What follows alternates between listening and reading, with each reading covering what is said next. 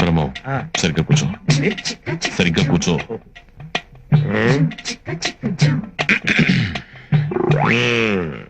పెళ్లి కూతుర్ని పిలిపించమంటావా? పిలిపించమంటాడు బాబా, అందుకే వచ్చింది. పిలిపించు. అమ్మాయిని ఒకసారి పిలిపించండి. కూర్చోండి, పిల్ల తండ్రి నేను ఉన్నానుగా, పిలుస్తాను.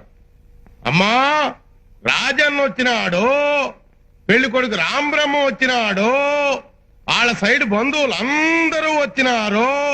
ఒక్కసారి వచ్చిపోమ్మా మెరుపుతీగా.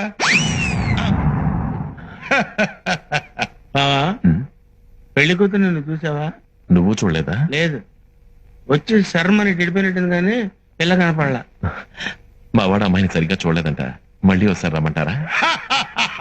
అట్టాగా. అమ్మా, రాజన్న వచ్చినాడు, పెళ్లి కొడుకు రాంబ్రహ్మ వచ్చినాడు, వాళ్ళ సైడ్ బంధువులు అందరూ వచ్చినారు. ఒక్కసారి వచ్చిపోమ్మా మెరుపుతీగా. లేబా వెళ్ళిపోదాం. తప్పురా. తప్పేంటండి? ఇందాక నేను చీర కనపడింది, ఇప్పుడు అసలు ఏమీ కనపడలా. ఏమి చూడకుండా పెళ్లి చేసుకుంటావా? పిల్లకి కొంచెం సిగ్గెక్కువ, తుర్రుమంటది, అందుకే మెరుపు తీగని పేరు పెట్టిన. మీరు ఏ పేరు పెట్టుకుంటే మాకెందుకండి? పెళ్లి చూపుల తర్వాత ఆ పిల్ల ఎదురుగా కూర్చొని నేను కూర్చొని లుక్స్ మార్చుకొని మాట్లాడుకోవాలి కదా. అసలు మేము పెళ్లి చూపులకు వచ్చామా, మొదటి పరుగు పందెం చుట్టానికి వచ్చామా? రేయ్ బ్రహ్మం, అరవకు. ఒక్కసారి అమ్మాయిని నిదానంగా రమ్మనండి. ధాన్యం భాగ్యం.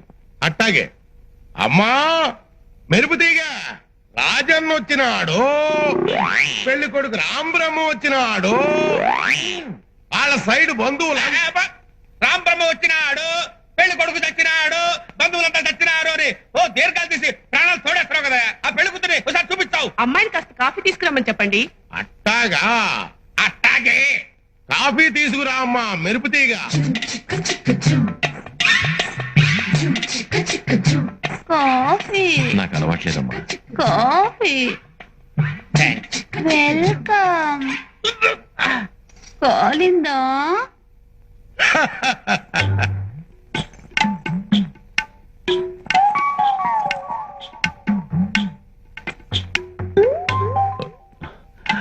పెళ్లి కొడుకు ఇతనమ్మా, బాగా చూసుకో. ఇంతసేపు మిమ్మల్ని చూస్తున్నాను, వాణ్ణి చూస్తేనే డోకొస్తుంది. ఊకొస్తున్నానా? ఈ జన్మలో నాకు పెళ్లి కాదయ్యో.